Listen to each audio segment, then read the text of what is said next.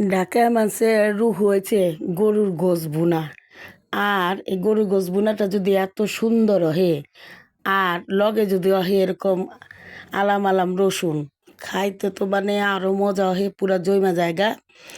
আসসালামু আলাইকুম, আমি ঢাকায় ঢাকায় ব্লগের পক্ষ থেকে আবার আপুছি গরু গোস্তের একটা সুন্দর বোনা রেসিপি নিয়া। অনেকগুলো গরু গোস্ত রান্ধুম আমি আজকা, নিজেরাই খামু। তো গোস্তগুলো ভালো করে ধুইয়া সুন্দর করে কড়াইয়ের মধ্যে লিয়া লিছি। এরপর দিয়া দিলাম আদা রসুন বাটা, দিলাম হলদি মরিচের গুঁড়া, দিলাম লবণ, আর দিলাম হচ্ছে এটা মশলা এটা বিশেষ একটা মশলা, অনেকগুলা মশলা দিয়ে বানাইছে এটা। বিরিয়ানি, কাবাব, রোস্ট যে কোনো কিছুতে, গোস্ত বোনা যে কোনো কিছুতেই দেওয়ান যাব, কোনো সমস্যা নাই। তো আমি আজকে পেঁয়াজ কুচি করুম না, আজকে আমি পেঁয়াজটা সুন্দর করে ব্লেন্ড করে লিছি। পেঁয়াজ ব্লেন্ড করে রানলে এটা অনেক মজা হয়, ঘন হয় গ্রেভিটা। তো আমি আজকে পেঁয়াজ পেস্ট দিয়ে রান্ধুম, আর দিয়ে দিলাম পরিমাণ মতো সয়াবিন তেল। অনেক সুন্দর করে গোস্তটা মাখায় লিতাছি। আর এই গোস্ত মাখানোর ইয়াটা একটু সময় নিয়ে করতে হবে, গোস্তটা মাখানোর কাজটা। কারণ গোস্তটা আপনি যত সুন্দর করে মাখাইবেন, গোস্তটা খাইতে তত বেশি মজা হইব। মশলাপাতি সুন্দর মতো মাংসের ভিতরে ঢুকবো। তো আমি সুন্দর করে গুঁড়া মাখাই লিতাছি। এই তো আমার মোটামুটি মাখাই না শেষ। ওখানে আমি এটা দিয়ে দিতেছি দই। আমার জামাই বরিশাল থেকে দই আনছে, একদম খাঁটি দই। এই দই নাকি বিদেশও এই মানে সে খায়, যে বিদেশে রপ্তানি হয়। তো যা হোক, অনেক মজার দই, নাম করা দোকানের দই আনছে। তো দইটা দিয়ে দিলাম গোস্তের মধ্যে, সুন্দর করে মাখায় লিমু। আর দইটা কিন্তু মিষ্টি দই, টক দই না। সামান্য পরিমাণে দিয়ে দিলাম ওখানে আমি লেবুর রস, অল্প একটু দিছি লেবুর রস, অনেক বেশি না। বাস, এখন সুন্দর করে মাখাইতাছি। আর অল্প পরিমাণে একটু চিনিও দিছিলাম।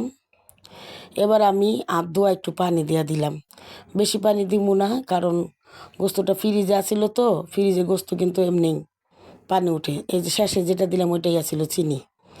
তো বুনা গোস্তর মধ্যে বা বুনা মাছ মাংসর মধ্যে একটুখানি চিনি দিলে ওইটা কিন্তু খাইতে অনেক মজা হয় বুনা মাংসর মধ্যে। তো টেস্ট আনন্দের লেগে দিলাম। আর টেস্টিং সল্ট থাকলে টেস্টিং সল্ট দিবেন। তো আমার একটা পার্সেল আয়া পড়ছে আবার, ঘি অর্ডার করছিলাম। এটা হচ্ছে গ্রামগঞ্জ পেজে, অনেকেই দেখলাম এই পেজ থেকে ঘি নিতেছে। আমি অর্ডার করছিলাম 1 কেজি। তো এরা হাফ কেজি করে 2টা বৈরম দিছে। তখন আমি ওইটা ভালো মতোই টাইম মতোই দিছে, ভালো হয়েছে। গোস্তটাও বহাইছি, আর ঠিক ওই মুহূর্তে ঘিটা আয়া পড়ছে। তখন আমি ঘিটাই যে বাই করে লিতাছি। আধা কেজি 2টা বৈরম দিছে আর কি। 1 কেজি ঘি দিছে। ঘিটা অনেক বালাইয়া ছিল, একবারে দানাদার ঘন একটা ঘি। আমি আরও 2টা পেজ থেকে ঘি আনছিলাম, তবে এই ঘিটার মতো হয় নাই। এই ঘিটা অনেক সুন্দর, ঘন, দানাদার। আর শেষ পর্যন্ত মানে ঘিটা দানাদার, একটা আছে না যে উপরের দিকে তেলের মতো, নিচে যায়া একটা ঘন দানা দানা জমে, এটা তা না, পুরা বৈরমটাই একই রকম। তো গোস্তটাই যে বহাইছি, পরে বলক আয় পড়ছে। এখন আমি আয় পড়ছি লাড়া দেওয়ানের লেগা, সুন্দর করে লাড়া দিয়ে দিমু। দারুণ একটা গ্রান বাইরেছে, অনেক সুন্দর, অনেক মজার একটা গ্রান বাইরেছে। গ্রানটা শুনতেও ভালো লাগতেছে, অনেক মানে মজাদার, ডেলিসিয়াস, মানে মন করতেছে খাই অক্ষণে।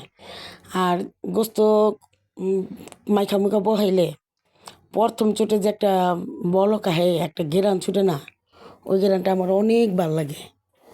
আর যদি টাটকা আদা রসুনের পেস্টের রহে, এটা তো মানে গোস্তের গেরানটা আরও বেশি হয়। আমরা তো অনেকে করি কি, কুইরামি কইরা আদা রসুন এক লগে কতটি থুইয়া দিই, কইরা পেস্ট কইরা থুইয়া, তারপরে এসে একটু একটু করে বাই করে আর খাই।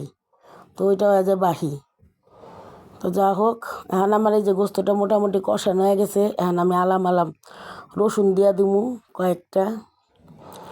তো রসুন দিয়া সুন্দর করে আমি আবার রসুনটা ডাবাইয়া দিতেছি গোস্তের মধ্যে, জানি রসুনটা সুন্দর মতো সেদ্ধ হয়ে জায়গা।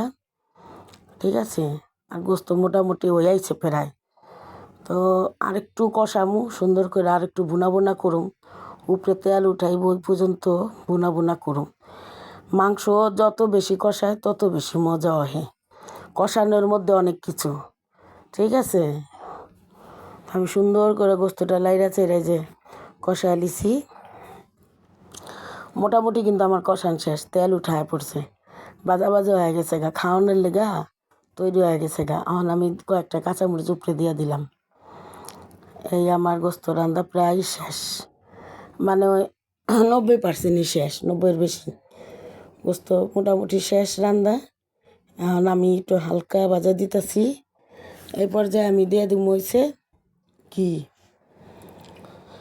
যে ঘিটা আপনাকে লাগে শেয়ার করলাম, ওই ঘিটা মোটামুটি 2-3 চামচ ঘি দিলাম। ঘিটা দিলে গ্রানটা ভালো আসে, খাইতেও মজা লাগে। 4 চামচ ঘি দিছি, পুরো 4 চামচ ঘি দিছি। ঘিটা অনেক ভালো ভালো লাগলো, এটা লাগে একটু বেশি করে দিলাম। তখন এই যে গোস্ত কিন্তু পুরা বুনা বুনা হয়ে গেছে গা, তেল উপরে উঠায় পড়ছে, ভাজা ভাজা হয়েছে, অনেক মজা হয়েছে, অনেক ঘেরান হয়েছে। আর রঙটা দেখছেন, একদম মানে মন কাড়া একটা রঙ হয়েছে। এই গোস্তটা পোড়াটা দিয়া নান রুটি দিয়া খাইতে যা মজা লাগবো।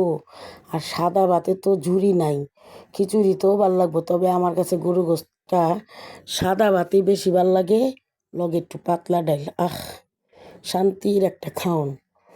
তো এই পর্যায়ে আমার রান্না শেষ, বাটিতে বাইরা লিছি, যার কারণে কড়াইতে অল্প মনে হইতেছে। যা রাঁধছি মনে করেন যে প্রায় অর্ধেক, কম অর্ধেকখানি পুরা এই একবেলাতেই খাওয়া শেষ। তো এই যে বাইরা লিছি বাটির মধ্যে, আর আপনাদের লগে একটু দেখাইতেছি কেমন লাগলো রেসিপিটা। আপনারা একটু লাইক কমেন্ট করেন, শেয়ার করেন, জানায়েন ভালো লাগছে কি না। আর চ্যানেলটা সাবস্ক্রাইব করতে ভুলেন না। আর আমার যে কী হয় বুঝি না, কণ্ঠটা খালি ভেঙে জায়গা বয়স দেওয়ানোর সময়। যা হোক, আল্লাহ হাফেজ।